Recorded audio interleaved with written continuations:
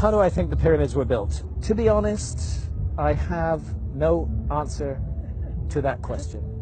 And anybody who tells you that he or she knows how the pyramids were built are not telling the truth, because we don't know. We don't know. The Great Pyramid contains a number of mysteries.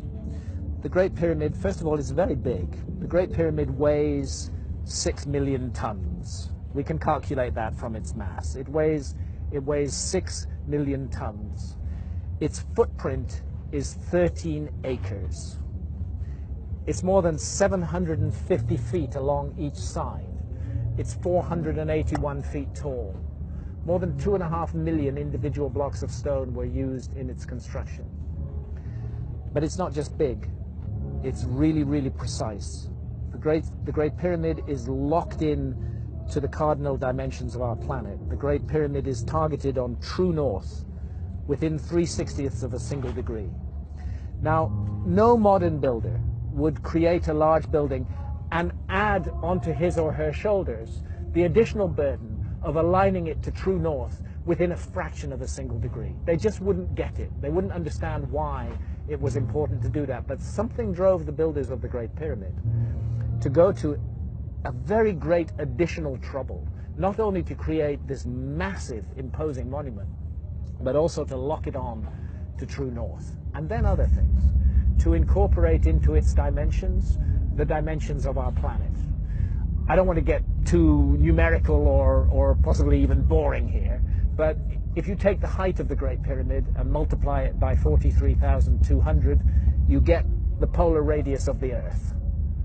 And if you measure the base perimeter of the Great Pyramid accurately and multiply that measurement by 43,200, you get the equatorial circumference of the Earth. In other words, for thousands of years, through times, through dark ages, when human beings didn't even know they lived on a planet, never mind its dimensions, that monument has encoded and speaks out the dimensions of our planet on a scale of 1 to 43,200. And the scale is not random. The number 43,200 is derived from a key motion of the Earth, which is called the precession of the Earth's axis. The Earth wobbles on its axis very slowly at the rate of 1 degree every 72 years. And 43,200 is a multiple of 72.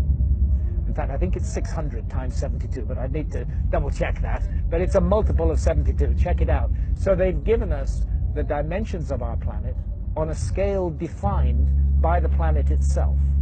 And that's an incredibly clever thing to do. How on earth did they do it? Where did that knowledge come from? This is why I'm forced to consider the possibility of a lost civilization in the human story.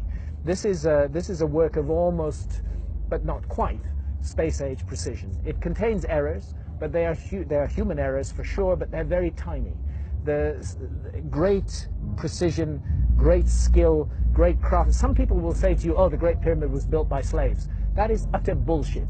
No slaves were ever involved in the construction of the Great Pyramid. As far as I know, there were no slaves in Old Kingdom Egypt whatsoever.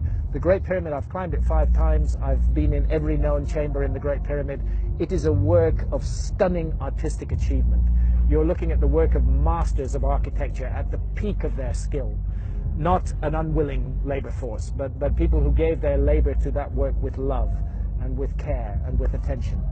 There are blocks of stone weighing 70 tons that have been raised more than 300 feet above the ground. And we're not talking a couple of blocks, we're talking dozens of blocks of that weight.